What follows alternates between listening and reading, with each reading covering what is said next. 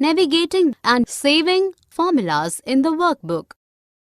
Navigating between worksheet. To move between the worksheets, we can click on the sheet tabs which are located on the bottom of the sheet. We can directly click on the sheet tab and choose the sheet which we want to open.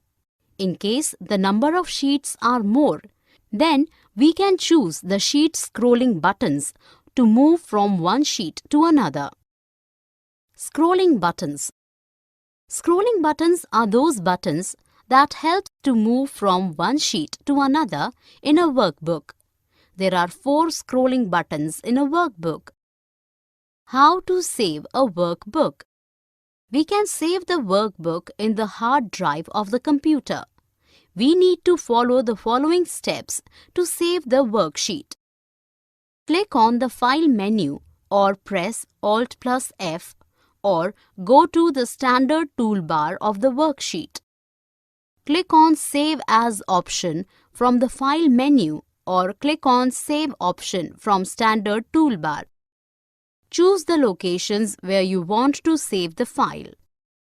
Type the name with which you want to save the file. Click on Save. Your file will be saved with that name.